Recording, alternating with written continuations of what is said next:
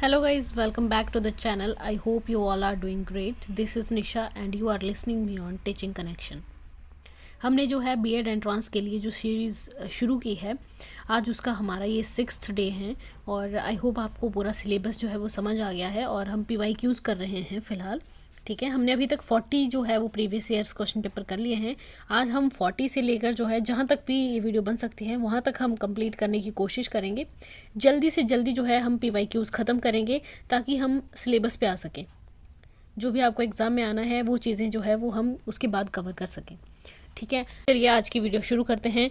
और आज का हमारा फर्स्ट क्वेश्चन है, हास्यास्पद का संधि विच्छेद क्या होगा। 41 का आपका राइट आंसर रहेगा सी, हास्य प्लस आस्पद, हास्यास्पद, राइट। और हाँ, ये देखिए, ये जो आपके यहाँ पे संधि विच्छेद पूछे गए हैं इनके लिए भी उसमें जो है हम अलग से पढ़ाएंगे आपको। संधि विच्छेद कैसे करना है, कौन सी संधि को क्या बोलते हैं, संधि विच्छेद के बारे में डिटेल में पढ़ाया जाएगा। आपकी जो इंग्लिश है उसको डिटेल में पढ़ाया जाएगा। एजुकेशन कमीशन एंड कमेटीज़ हैं वो सारे आपको डिटेल में करवाई जाएगी। नेक्स्ट क्वेश्चन है, सुधा प्लस अंशु, सुधांशु का उदाहरण क्या होगा। तो 42 का आपका राइट आंसर रहेगा बी, दीर्घ संधि का। ठीक है, जो सुधांशु है ये किसका उदाहरण है, दीर्घ संधि का, जिसकी मैं भी बात कर रही थी कि आपको हम ये बताएंगे कि कौन सी संधि कैसे बनती है, दीर्घ संधि क्या होती है, गुण संधि क्या होती है, अयाधि संधि क्या होती है, इन सब के बारे में आपको हम डिटेल से बताएंगे। राइट। क्वेश्चन नंबर 43 देखिए, मिलावट में प्रयुक्त प्रत्यय कौन सा है।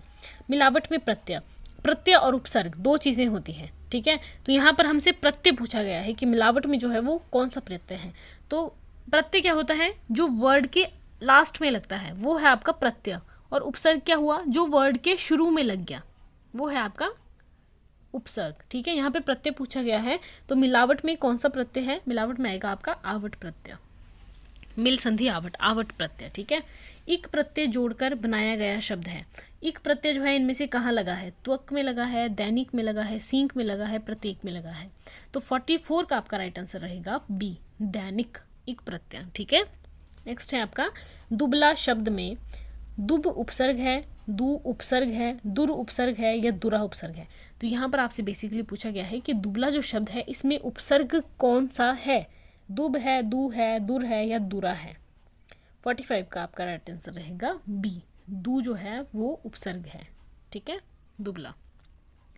नेक्स्ट है आपको, इसमें जो है वो आपको पैराग्राफ दिया गया है, आपने इसको ध्यान से पढ़ना है और इसमें जो क्वेश्चंस हैं उनका आंसर जो है वो टिक करना है। ये काम आपको देती हूँ मैं, ये आप रीड करेंगे और उसके बाद जो है आप इसके आंसर निकालेंगे।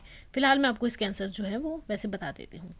जो आपका 46 था, जन संकुल का क्या आशय है, तो आप जब पैराग्राफ पढ़ेंगे तब आपको पता चलेगा कि इसका जो राइट आंसर है वो होना था बी। ठीक है, नेक्स्ट है 47, आम की छतनार डालियों के कारण क्या होता है। तो 47 का जो आपका राइट आंसर रहना था इसमें वो रहना था सी, यात्रियों की थकान मिटती थी। जब आप ये पैराग्राफ पढ़ोगे तब आपको इनके आंसर्स जो है वो खुद ब खुद पता चलेंगे। 48 है, शाखाहीन रसहीन शुष्क वृक्ष को क्या कहा जाता है। तो 48 का भी आपका राइट आंसर जो है वो सी ही होना था, ठूंठ वृक्ष। राइट। 49 है आपका, आम के वृक्ष के सामने पीपल और बरगद के शर्माने का क्या कारण था।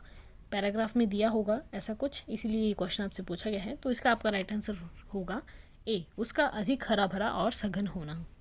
आम के अभागेपन में संभवतः एक ही सुखद अपवाद था, और वो अपवाद क्या था ये आपको तब पता चलेगा जब आप पैराग्राफ पढ़ेंगे। तो पैराग्राफ पढ़िए, उसके बाद आपको इनके राइट आंसर जो है वो खुद पता चल जाएंगे। तो यहाँ पर 50 का आपका राइट आंसर होना था बी, संज्ञा लुप्त हो जाना। नेक्स्ट है, in the following questions 4 words are given, only one of which is wrongly spelled, choose the one that is not right। यहाँ पर जो है आपको 4 शब्द दिए गए हैं, उनमें से आपने वो चूज़ करना है जिसकी स्पेलिंग जो है वो सही नहीं है। राइट, वो चूज़ करना है आपने। तो 51 जो है उसका आपका राइट आंसर रहेगा। 51 में क्या, 51 में आपको 4 वर्ड्स दिए गए हैं, इनमें से आपने देखना है कि किसका जो है वो स्पेलिंग सही नहीं है। ठीक है, इसमें आपकी जो रेलेवेंट है इसकी जो स्पेलिंग है वो सही नहीं है। ओके, नेक्स्ट है आपकी 52 में कौन सी स्पेलिंग जो है वो आपकी सही नहीं है, तो इसका आपका राइट आंसर होगा ए। नेक्स्ट है आपका, right the one word substitution for the following questions. 1 words देना है आपने, जो आपसे क्वेश्चन पूछा गया इनके लिए आपने एक वर्ड जो है वो चूज़ करना है, कौन सा वर्ड जो है इसके लिए सही बैठेगा, ठीक है। Find the substitute a word for. देखिए सब्स्टिट्यूशन क्या होता है, जैसे हम बोलते हैं ना कि ईश्वर में विश्वास करने वाला आस्तिक, ईश्वर में विश्वास ना करने वाला नास्तिक, उस तरह के होते हैं आपके इंग्लिश में 1 वर्ड सब्स्टिट्यूशन, ठीक है। उस पूरी लाइन को आपने एक नाम देना है, जैसे हम बोलते हैं कि आस्तिक किसको बोलते हैं, जो भगवान में विश्वास करता है, वो क्या हुआ 1 वर्ड सब्स्टिट्यूशन। तो ऐसा इंग्लिश में होता है, ठीक है। 53 का जो है वो आपका राइट आंसर रहेगा D. Extravagant, a man who waste his money on luxury. एक ऐसा आदमी जो अपनी लग्जरी पर जो है वो अपना पैसा जो है वो वेस्ट कर देता है, उसको क्या बोलते हैं, उसको बोलते हैं एक्स्ट्रावेजेंट। ओके, नेक्स्ट है आपका what word from the following given words would you use to represent a doctor who specialises in disease of the nose. जो डॉक्टर जो है वो ऐसा स्पेशल डॉक्टर, नोज़ वाला, नोज़ की जो डिजीज़ है उनका जो स्पेशल डॉक्टर है उसको क्या कहते हैं। तो 54 है इसका आपका राइट आंसर होगा ए, ठीक है, राइनोलॉजिस्ट। आई होप इतना क्लियर है। नेक्स्ट क्वेश्चन है, इन अ politically enlightened community neither the kings nor the gods have anything to say. The word in the bold is exactly opposite in meaning to. यहाँ पर जो है enlightened का आपसे पूछा गया है opposite meaning, एंटोनिम्स पूछा गया है आपका, ठीक है। 55 का आपका राइट आंसर रहेगा सी, अनसिविलाइज्ड। आई होप इतना क्लियर है। नेक्स्ट है, select the correct representation of the word और phrase. He took the decision of his own accord. यहाँ पर जो आपसे ये फ्रेज़ आपको दी गई है इसके लिए आपने करेक्ट रिप्रेजेंटेशन जो है वो चूज़ करनी है, ऑफ हिज ओन अकॉर्ड। इसके लिए जो है सही रिप्रेजेंटेशन आपकी होगी ऑन हिज ओन, ठीक है। ऑफ हिज नहीं होगा यहाँ पर, यहाँ होगा he took the decision on his own accord, on his own, इतना ही है आपका। The workers are hell bent at getting what is due to them.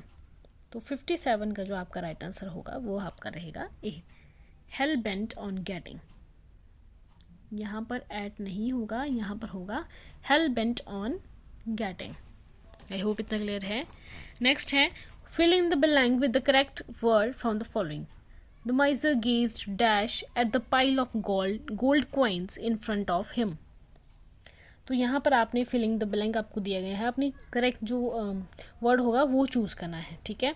58 का जो है वो आपका राइट आंसर होगा ए, एविडली। ओके, नेक्स्ट क्वेश्चन है आपका 59। Select the pair which has the same relationship. जिनमें सेम रिलेशनशिप है वो पेयर जो है वो आपने सिलेक्ट करना है यहाँ पर, ठीक है। जैसे ग्रेन का सॉल्ट, इस तरह से जो सही पेयर है वो आपने यहाँ पर चूज़ करना है। तो 59 का आपका सही आंसर क्या होगा, चिपका ग्लास। आई होप इतना क्लियर है। नेक्स्ट है, select the pair which has the same relationship. Light blind, तो यहाँ पर क्या होगा आपका, speech dumb, language deaf, tongue sound, voice vibration. तो 60 का आपका राइट आंसर रहेगा A, speech dumb. Next question देखिए, नेक्स्ट है, fill in the blank with the correct word from the following. Our sir teachers mathematics dash English. तो 61 का आपका right answer रहेगा B, besides. Our sir teachers mathematics besides English, right. Next है, please come dash the bathroom. 62 का आपका right answer रहेगा A, please come out of the bathroom. Next है, find out the antonyms of underline word. तो यहाँ पर आपसे पूछा गया है find out the antonyms of underline words. Foremost का एंटोनिम्स क्या होगा, तो फॉरमोस्ट का जो एंटोनिम होगा वो होगा आपका बी, राइट आंसर होगा आपका बी, अनइम्पॉर्टेंट। 63 का राइट आंसर अनइम्पॉर्टेंट। नेक्स्ट है, ही dash for you all day, he is still waiting now. Choose appropriate word from the following. यहाँ पर भी आपने फिलिंग द ब्लैंक जो है वो चूज़ करना है, कौन सा सेंटेंसेस में सही बैठेगा। तो 64 का आपका यहाँ पर राइट आंसर होना था ए, ठीक है। He has been waiting for you all day, he is still waiting now. Next है, the grapes are now dash enough to be picked. यहाँ पर भी जो राइट आंसर है वो चूज़ करना है। तो 65 का यहाँ पर राइट आंसर आपका होगा C, the grapes are now ripe enough to be picked. जो ग्रेप्स है, जो अंगूर है, वो इतने अच्छे से पक गए हैं कि अब उनको जो है वो तोड़ा जा सकता है। राइट, तो ये थे आपके आज के क्वेश्चंस। आई होप आपको वीडियो पसंद आई होगी। और बाकी के जो क्वेश्चंस हैं कल के लिए जो है वो हमारे पास फिर से पैराग्राफ है इंग्लिश का। हम कल पैराग्राफ में से आंसर कैसे निकालते हैं ये देखेंगे, ठीक है। मैं आपको बताऊंगी कि किस तरह से आपने जो है वो आंसर, राइट आंसर जो है वो चूज़ करने हैं, पैराग्राफ में से निकालने हैं। ये हम कल की वीडियो में करेंगे। आज के लिए फ़िलहाल इतना ही काफ़ी है। और वीडियो अच्छी लगी होगी तो लाइक करना और अपने दोस्तों के साथ शेयर करना। चलिए मिलते हैं नेक्स्ट वीडियो में, तब तक के लिए बाय बाय, टेक केयर।